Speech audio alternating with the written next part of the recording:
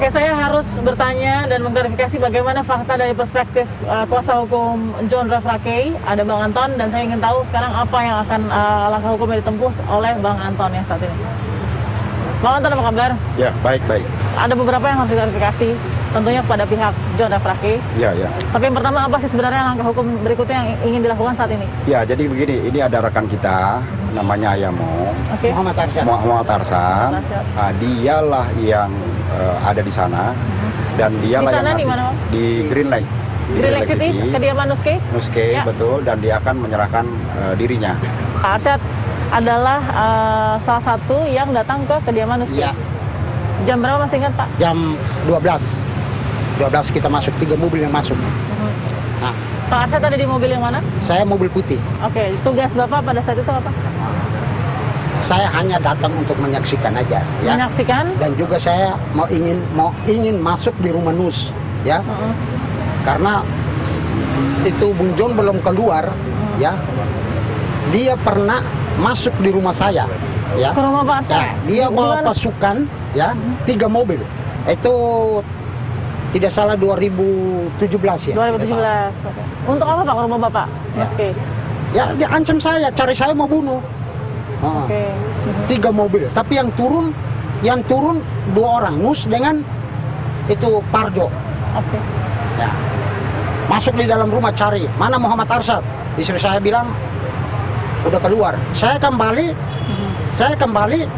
istri saya ngomong, di mana? Saya turun di bawah. Kenapa? Lu Nus dengan anak buahnya ancam saya pakai golok.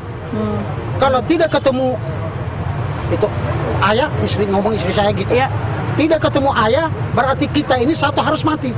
3 tahun berselang, Iya. Pak Arsyad datang ke rumah Nuske. Ya, saya datang. Saya akan niat dalam hati saya. Ya, kamu turun di rumah saya berapa kali kamu? Saya niat hanya 1 kali saya berdiri di pintu rumah kamu supaya kamu bisa tahu bahwa saya juga pernah masuk di rumah kamu. Pada saat itu tujuannya mau melakukan pengerusakan atau ada upaya kekerasan juga? Ya.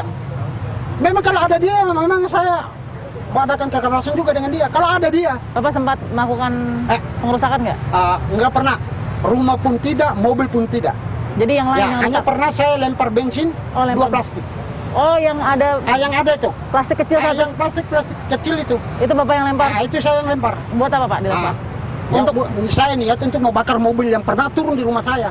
Pakai mobil itu pernah turun di rumah saya. Tapi lemparnya ke rumah? Saya tidak lempar ke rumah, saya lempar ke mobil. Oke. Yang masih ada tertinggal di mobil itu lemparan saya itu. Oke. Tapi tidak jadi dibakar? Ya, tidak jadi dibakar karena saya tidak jadi dibakar. Kenapa tidak jadi dibakar? Ya karena saya pikir juga tetangga-tetangga yang punya rumah Bisa saya terkena? berpikir, ya, terkena. Oke. Sekarang Bapak mau menyerahkan diri? Iya. Kenapa Pak? Ya, saya harus berani saya harus bertanggung jawab.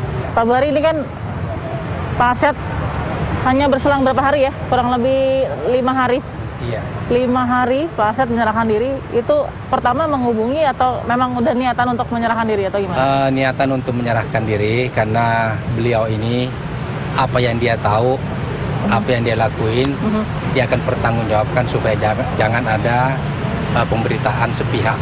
Oke. Karena apa yang dia lakukan beliau ini, karena merasakan selama Bang John ini di LV Nusa Kambangan, beliau ini selalu diteror, diancam, dan semua grup-grupnya Jongke diancam oleh grupnya Nuske. Mengancam dengan ancaman apa ya? Yaitu Pak tadi Bari? didatangin rumahnya Jongke. Tapi 3 tahun lalu didatanginya. Itu salah satunya. Melalui ada buktinya? Mereka ada Dari bukti-bukti. pihak Jongke ada bukti?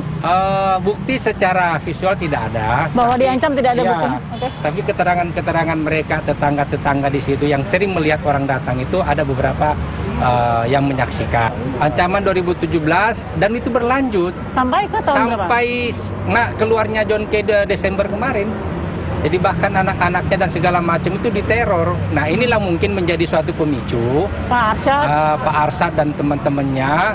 Sebenarnya Jongke itu sudah aku lindon, nggak mau lagi berbuat apa-apa. Oke. Ya kan berhubung karena namanya manusia, Ya. kalau diomongin, dilaporin kan kuping panas juga. Ya Oke. sehingga mungkin disitulah muncul rasa ketidaksenangan, Oke.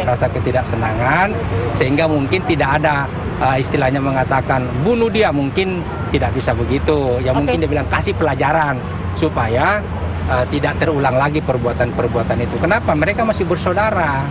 Nuskei kan masih paman, ini juga paman. Jadi Pak Muhammad Arsyad ini adalah pamannya John Kay, Nuskei juga pamannya John Kay. Jadi sama-sama keluarga sebenarnya. Tidak ada, kalau kita mau dudukan permasalahan tidak ada apa-apa. Cuma mungkin ada motif di belakangnya itu kita tidak tahu.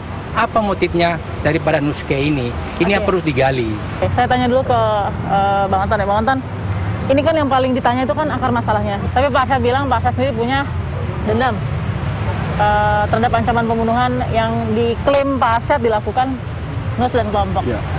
Benar hanya itu akar masalahnya? Kalau bicara benar atau itu, biarlah di penyidikan. Oke. Karena setelah ini Pak Muhammad Arsyad ini akan dibawa ke penyidik. Oke. Nanti penyidiklah yang akan coba untuk mengolah itu semua menjadi satu berkas perkara. Jadi kita ikuti saja prosedur yang ada. Nah, untuk kesimpulan apakah John Kay bersalah, apakah siapa yang bersalah, biarlah itu masih di ranah penyidikan. Oke. Biarlah itu terus digodok oleh penyidik. Lalu tetap kedepankanlah asas praduga tak bersalah. Bang Anton, ini saya juga harus klarifikasi karena ada informasi juga yang mengatakan bahwa sebenarnya kan masalahnya bukan soal sengketa tanah, bukan soal dendam, benar atau tidak? Ya, kalau ditanya benar atau tidak, karena kami bukan pelaku dan Bang John juga tidak bicara itu karena masih fokus dalam penyidikan. Tapi banyaklah masalah namanya paman sama keponakan, saudara-saudara, entah itu gengsi, entah itu utang mungkin, entah itu tanah, entah itu apa. Nah, mereka lah yang lebih tahu. Nah, saya setuju dengan Pak Haji Buhari bahwa sebenarnya ini masih bisa lah kekeluargain lah gitu. Cuman mungkin karena sudah jatuh korban juga. Ya, dan sudah jatuh korban juga. Kita lihatlah perkembangan. Saya ingin tahu bagaimana proses juga penyerahan diri yang akan dilakukan saat ini ya. Bang Anton, kita akan lihat ya. Boleh kita ambil prosesnya. Oke, baik. Pak Arsyad, silakan. Jadi prosesnya sekarang sudah di Polda Metro Jaya dan Pak Arsyad akan menyerahkan diri ke pihak kepolisian sebagai salah satu orang yang juga masuk ke dalam penyerangan ke dalam rumah Nuskei dan keluarga. Kita temukan fakta berikutnya.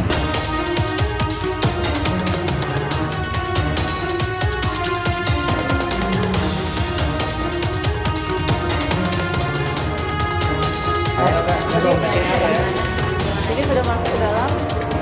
Itulah proses penyerahan diri yang dilakukan oleh Muhammad Arsyad, salah satu dari banyak sekali pelaku penyerangan di dalam kediaman Nuskei dan keluarga. Tragedi berdarah yang baru-baru ini terjadi atas upaya pembunuhan dan penyerangan yang diduga dilakukan oleh kelompok John Kay sontak membuat publik terkejut.